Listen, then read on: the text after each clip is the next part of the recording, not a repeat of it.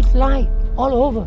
We had somebody get hurt. Just a short time ago, Garrett's father, John, who's the head football coach of the high school here, sent us an email saying that he's heartbroken, but the love of the Key West community is getting them through. He also said that Garrett had a smile that could light up a room. February 13th, 2023. It's Super Bowl Sunday night in Key West, Florida. The streets are buzzing with celebration.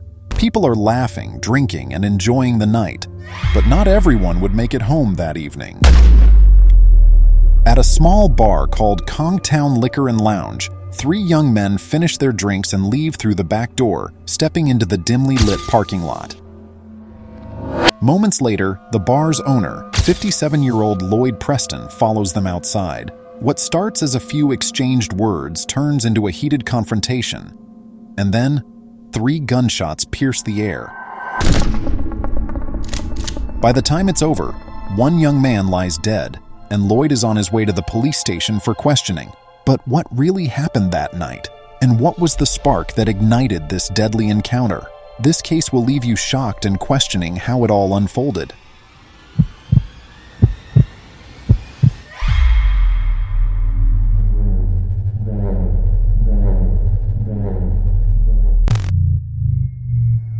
This strange story raises countless questions. Was this a murder? How far can someone go, and how is it possible for a single moment to end one life and completely change another forever? I've gathered all the details about this case to help you see this tragedy from every angle. After the gunshots, Lloyd Preston made a call to 911. Yes, hello. I just shot someone. You just shot someone? Who did you shoot? I don't know. What is your name? Garrett Hughes. Okay. Why'd you shoot him? He came at me aggressively in my parking lot at Kongtown. Okay, we have units en route. You said he approached you aggressively? Yes. Are you the owner of Kongtown? Yes. Please send ambulance. Yes, there's units en route. Is he awake? Yes. Are you awake? Okay, do me a favor. I need you to put the weapon away. Can you do that for me? Yes, the weapon is set aside. Okay, there's a unit pulling up right now. Okay, can you tell me where you hurt him? Where you injured? Where? In the stomach. I own the property. Are you with the officer? Yes. Key West, known for its lively, party-friendly atmosphere, is home to many popular hangouts. Among them is Kongtown Liquor and Lounge, located on North Roosevelt Boulevard, just across the roadway from a scenic waterfront lined with palm trees. Flanked by an International House of Pancakes on one side and a Wendy's on the other, Kongtown offers a prime spot to grab a few drinks, catch a game, and maybe enjoy some late-night food with friends. It even boasts a drive-through liquor store, catering not only to locals but also to the island's numerous visitors. On this particular Super Bowl Sunday night, 21-year-old Garrett Hughes, his brother Carson, and their friend Logan Manuel Pellissier were at Kongtown drinking and having a good time. Known affectionately as Cheeto by his friends, Garrett was well-liked in the community. A former star athlete in football and track at Key West High School, he had grown into a responsible and active young man. Garrett had begun training as a firefighter and volunteered as a coach at his alma mater and the nearby Horace O'Brien Middle School. He was also an avid fisherman and diver, spending much of his time outdoors in the town he had called home since he was just a year old. This was his community, and many knew him as a good kid. But that night, he was simply enjoying himself, letting loose with friends. Meanwhile, 57-year-old Lloyd Preston Bewer III, a local businessman with deep ties to the area, was also at Kongtown. Bewer had come to watch the game with his niece and her boyfriend. After they left, Bewer lingered at the bar, hoping to meet someone. Over the course of the night, he admitted to drinking 3 beers. Bewer wasn't just another patron. He owned the shopping strip where Kongtown and a few other stores were located. This was, quite literally, his turf, and he took an active interest in what happened there. Just after midnight, Bewer began to notice something unusual. What he described next would later be detailed in his police interrogation by Detective Marcus Del Valle of the Key West Police Department, captured on body cam footage after Bewer's arrest later that morning. All right, Preston. They Before we start anything, because formality, I'm going to read you your rights, okay? You get your water? I got my water. I'm going to read you your rights and go through this.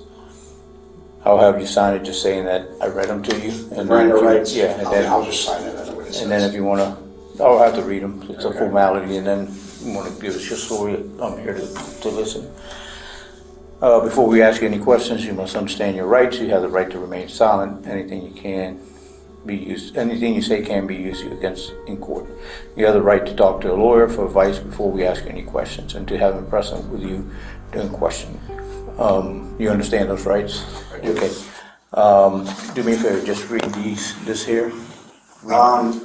Do you have your glasses? Okay. Cheers. Yep, there you go. Just read this here for me. The waiver of rights. If you could read it out loud for me. I have read this statement of my rights, and I understand that my rights are, or what my rights are. I am willing to make a statement and answer questions. I do not want a lawyer at this time. I understand and I know what I'm doing. I promise. No promises or threats have been made to me, and no pressure or coercion of any kind has been used against me. Okay. It's very simple. Okay. And if I could borrow your cheaters. Tell me what happened. And start, if you can, just start I guess the night that you were at Contown that night? Correct. Okay. So go ahead and let me know. Tell me what you got. I was there for the Super Bowl. Okay. I was with my niece and her boyfriend. Okay. They left. I am now single, so I hung out for a little bit longer to see if maybe a potential suitor might show up. Okay. Nothing happened. I was ready to go home. I noticed there was a lot of activity going to and from the back door, Okay. as we have discussed in the past. Yes. Correct? Yes. So I went out back to just see what was going on. As you know, I am armed. Nature of my business, my property. All right. I went out back, and there was not one. This was not a drug dealer, I don't think. Just a guy, and he had buddies with him, and there were cars, but he was in between two cars. There were people on either side, and I guess they were all together. I don't know. They hadn't come from inside the bar. I don't know where they came from. And he's pissing in the parking lot. Okay. And on the building. And I said, man, can't you just go I'll be honest, can't you just go in the fucking bar and piss in the toilet? And we exchanged words. And as it progressed, he became more agitated and approached me. I said, look, I own this. Stop. He continued to approach me. I said, I'm armed. It appeared as though he was reaching for something. The first shot went off this way. The second shot went off up in the air. To the best of my recollection, he was already on top of me. It would happen that fast. Okay. There's no evidence that Brewer and Hughes had any prior connection before that night. Hughes had only recently turned 21 in November 2022, a few months earlier. Right after the shooting, Brewer called 911 and placed his 9mm pistol on the hood of a nearby car. While Hughes' friends checked on him, Brewer waited for police and medics to arrive. EMTs rushed Hughes to the hospital, but he was pronounced dead just 25 minutes later.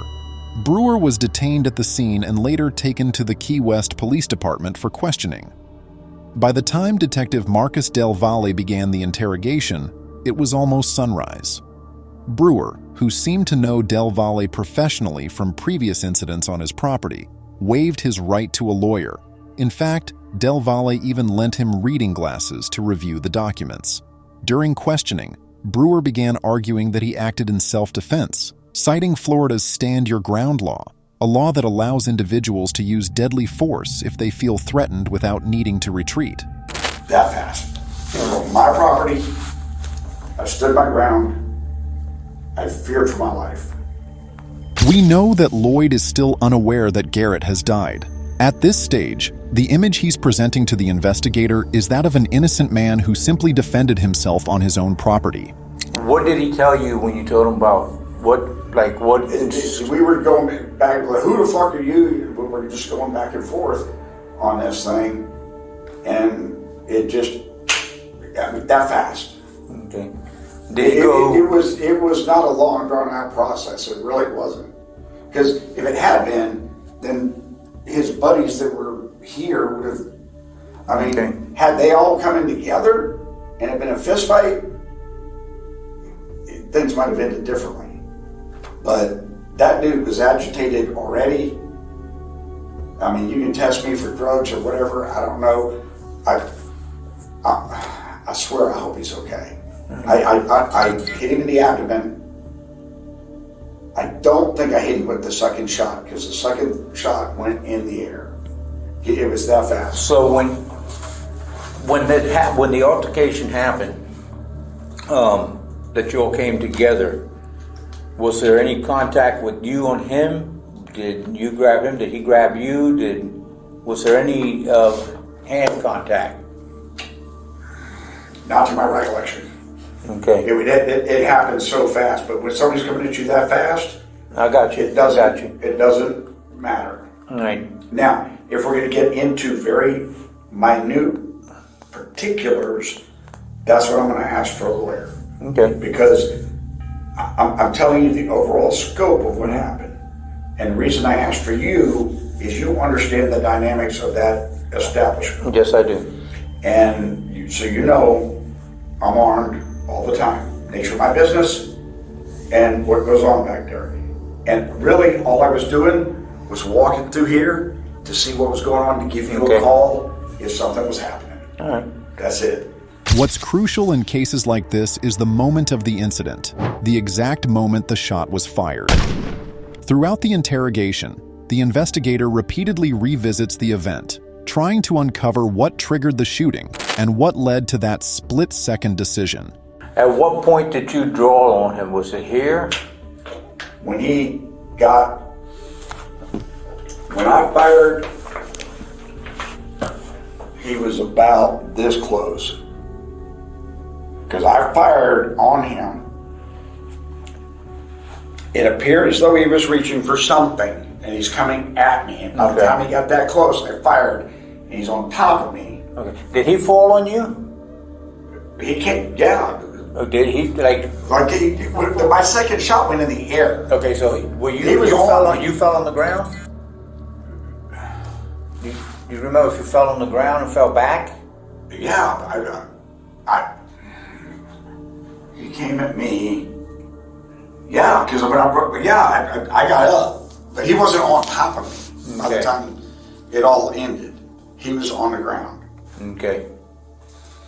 Lloyd claims the young man approached him first and acted aggressively. However, the recorded footage tells a different story.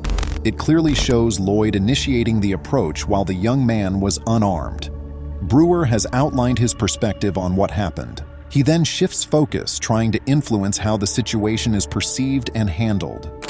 And I'm going to maintain stand your ground all day long. I mean, it's my parking lot. He's coming at me. What I hope comes out of this, I understand your job. And I understand friends don't cross that line for your job. I think this is a case for a grand jury. Oh, that's what we're here. Do you know my job? Yep. I think this is a case for a grand jury to investigate all of the facts. This is something that we get all the facts. We get everything, the good, the bad, and the ugly. We put everything together. And you know, before we do anything, I don't want to go to jail tonight, but you know I'm not going anywhere. So you take it to a grand jury. That's up to the state, Preston. We put everything together. We take it to the state, then they make that decision. But you know, this wasn't a revenge thing. This wasn't one of the dealers back there. It wasn't like I was hunting somebody. I got you. In no way, shape, or form. If you want to hold me, for whatever reason, give me 3 or 4 days. Here's why. I'm a one-man shop. I've got to pay estimated taxes. I'm the only one that can do it. Okay. I've got to be in my office. I don't care if you come and sit with me, just to make sure I don't go anywhere. Right. But I've got to be able to do that. Well, And that's not just for I you. can't make that decision, and I'm going to tell you, I can't make that decision. That's not on me to make, but it's something that we'll have to talk to the state about. Okay. And like I said, I've always been upfront with you. There's nothing to hide. You know, I have to do my job as far as no matter what it is. But we got to run everything through the state and through our boss. Okay, and my lawyer is Don Yates. Don. After about half an hour, the detective steps out to handle some paperwork and review Brewer's request for a medical examination. After the break, he returns, giving Brewer another chance to honestly recount what happened. Brewer, however, sticks to his story, insisting that he was acting in self-defense. We got medications. We're going to transfer you. We're going to take you to the hospital. Why to the hospital? Well, a couple of things. On these investigations, one of the things we've got to do is a blood draw. We're going to transport you to the hospital. They're going to do a blood draw. We got a warrant for a blood draw. Okay. When you get there, we're going to give the medication so the doctor can give you the prescribed medication. Mm-hmm. Okay, because we're not doctors and we don't want to give you. But you know what I'm taking. Huh? You know what I'm taking. You want to give me a list of them? I don't. Clemicine or it's for antibody? Yeah. Yeah, that's a powerful antibody. Yeah. Oh yeah. I know. Yeah, I took that a few weeks ago. I had to stop taking them. My Oh, stomach you started was- bleeding? No, but my stomach was fucked up. You gotta eat. Yeah, and they told me eat Immediately yogurt. Yeah, they told me eat yogurt. I was eating like 4 yogurts a day, and it still tore me up. So we're going to send you out there to do that, and then we're going to give them the medications. Sergeant just came with the medications. We're going to give them the medications to give you. They can administer the medications. Every medication you told us is in the. We got a bag. Okay. So they could give you whatever It should be medication. yeah, it should be like 4 of them. Yeah. Okay. Before we go, just one question I want to ask you, because once we get everything and go to the state. When the guy came, you said the guy came towards you, do you remember anything or any type of threatening things that he told you or anything that he made actions? I know you said he grabbed you something. He was coming to aggressively get me. He was Okay. taller than I was. All right. Did he show anything, like, did you remember anything, hand maneuvers, hand things? Do you remember anything? It was just that fast, no. Okay. When Brewer refuses to change his account, he's informed that the interrogation is temporarily over, and he needs to be taken to the hospital for a medical examination and a blood alcohol test. Up until this point, Brewer is still unaware of Garrett's fate or the full consequences of his actions. However, at the very end of the conversation, he is told what happened to the young man. Just so you know, I'm always upfront with you. Right. Everything we do. The hospital had contacted us a little bit ago. I just talked to the detective that was out there, and the kid did pass away. So I just want to let you know that. All right. Unfortunate thing, but I got to tell you, I've known you too long, and there's no need to hold anything back. But we're going to do the blood draw. They'll give you your medication out there, and then we'll.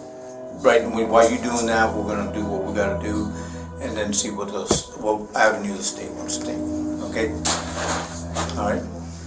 They'll take you now. The gentleman that were downstairs will take you out there. Detectives gave Brewer a chance to tell his side of the story, but Garrett Hughes never had that opportunity. Instead, the key witness became the CCTV footage, ironically, cameras installed by Brewer's family to monitor their property. The footage shows Hughes, shirtless and visibly drunk, staggering across the parking lot while drinking from a bottle. He stops near another building, Peacock Plaza, unrelated to Brewer's property, and begins urinating on the wall. Brewer then appears, stepping out of Conktown's back door. He pauses, looks around, exchanges a few words with Hughes' friends, and then turns back, drawing a handgun. At this point, Hughes still has his back to Brewer. Brewer begins moving toward Hughes, closing the distance while holding the gun. Hughes, now facing Brewer, takes a step forward. Words are exchanged, and one of Hughes's companions moves closer, seemingly to intervene. Brewer steps back briefly, but then aggressively advances again, firing 3 shots at nearly point-blank range. Hughes collapses, and the two fall to the ground, with Brewer appearing to be on top. Police later confirmed Brewer fired 3 shots, not 2, as he initially claimed. The video doesn't show Hughes acting aggressively, though the audio is missing, leaving the verbal exchange unclear. Witnesses will likely play a key role in court. Legal analysis reveals a potential defense under Florida's Stand Your Ground law, but it's complicated by Brewer's actions. While he initially held a defensible position in the parking lot, his decision to close the distance, despite knowing Hughes was unarmed, raises serious questions. Hughes's drunken movements, such as adjusting his pants after urinating, may have been misinterpreted as threatening, but Brewer admitted he didn't see a weapon. The aftermath was devastating. Garrett Hughes, a well-liked young man training to be a firefighter and active in his community, lost his life. Brewer now faces charges including second-degree murder, aggravated assault, and a firearm-related federal misdemeanor. If convicted of the murder charge, he could face 25 years to life in prison. Hughes's death deeply impacted the Key West community. A benefit concert in his honor drew over 2,000 attendees and raised $50,000 for a scholarship fund in his name. As this case moves forward, it offers a chance to reflect on the legal and social consequences of split-second decisions. We provide these details to present a factual account of the case without passing judgment as it awaits resolution in court. What's the over-under on this? You're honest with me. What's the over-under? Everything's going to be bearing on what the state, they're the ones that know the Stand Your Ground law better than any of us. We'll present it to them and see what they say. Okay, we got their story, your story. You were honest with us with what you said. And we just let them go. It's very, the Stand Your Ground, the state, we've had these cases before where they're the ones that know that. They know that law better than us. Okay? If you found this case as shocking as we did, don't forget to like and subscribe. It helps us bring more stories like this to light. And we want to hear from you. Was this self-defense or murder? Drop your thoughts in the comments below and let's discuss. Want to dive into more mind-blowing cases? Just click the next video and keep watching. This one's just the beginning.